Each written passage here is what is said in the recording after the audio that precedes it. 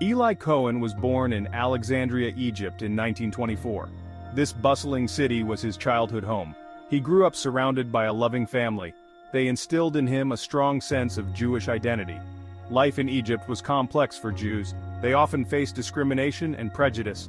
This fueled Cohen's sense of injustice. It ignited a fire in him to fight for his people. Little did anyone know this young man would become a legend. Cohen was a bright student. He excelled in his studies. He had a thirst for knowledge. But his true passion lay elsewhere. He yearned for a life beyond books. Cohen was deeply affected by the plight of Jews worldwide. The horrors of the Holocaust shook him to his core. He felt a profound responsibility to act. Cohen's heart called him to protect his people. He wanted to ensure their safety and security. This desire burned bright within him. It would shape the course of his life. The seeds of bravery and sacrifice were sown early in Cohen's heart. He was destined for a life of extraordinary courage and unwavering dedication. His journey was about to take an unexpected turn. This turn would forever etch his name in the annals of history. In 1948, a pivotal moment arrived. The State of Israel was born. Cohen, deeply moved by this historic event, felt an overwhelming urge. He had to contribute. He longed to be part of building this new nation, a nation that promised refuge for his people. Cohen immigrated to Israel. He left behind the familiar shores of Egypt. He embraced the unknown in this newly formed land. He yearned to serve. He volunteered for the Israel Defense Forces. His intelligence and resourcefulness were quickly recognized. He was recruited by the IDF's intelligence branch, the Amman. Cohen's natural abilities shone through. He excelled in his training. He possessed a rare combination of charisma, intelligence, and language skills. He was a natural fit for undercover work. His superiors saw immense potential in him. He was destined for greatness. His first assignments involved infiltrating Palestinian communities. He gathered intelligence on potential threats. He proved himself to be a valuable asset. He was cool under pressure. He had an uncanny ability to blend in. But fate had even greater challenges in store for him.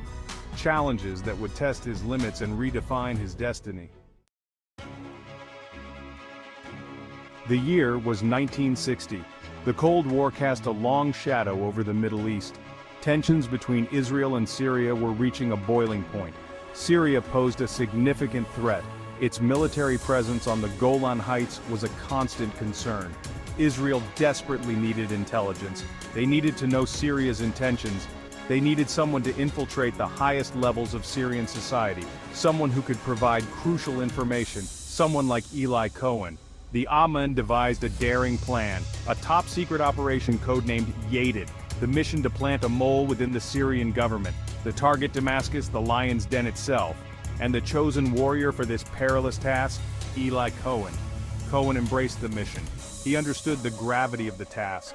He knew the risks. He was prepared to sacrifice everything for his country. He underwent rigorous training. He mastered Syrian dialect and customs. He meticulously crafted a new identity. He was ready to step into the unknown, to become someone else, to live a lie in the service of truth.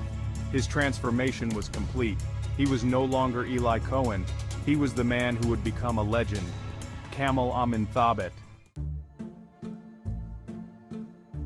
Section 4. The Master of Disguise, Kamel Amin Thabet, is born. Eli Cohen vanished.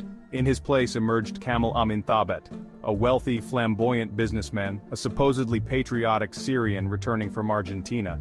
Cohen's transformation was flawless. He embodied his new persona. He lived and breathed as Kamel, his every move calculated, his every word measured. Cohen, as Thabet, arrived in Damascus in 1961. He charmed his way into the city's elite circles. His charisma was infectious. His generosity knew no bounds. He hosted lavish parties. He befriended high-ranking officials. He became a confidant to the powerful. Cohen's cover story was watertight. He had an answer for every question. He played the role to perfection. He was a master of deception. Yet beneath the surface, his true mission burned bright.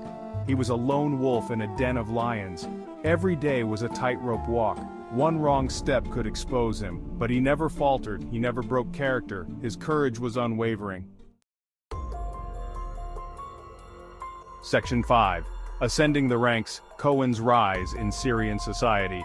Cohen's carefully crafted persona opened doors. He gained access to exclusive social circles.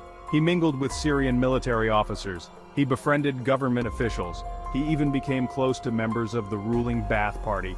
His charm was disarming. His insights were valued. He became a trusted source of information. But he was playing a dangerous game. Cohen used every opportunity to gather intelligence. He listened intently to conversations. He observed troop movements. He noted down details of military installations. He relayed this precious information back to Israel. His reports were invaluable. They provided an unprecedented glimpse into Syria's military capabilities and intentions. He was a ghost in the machine.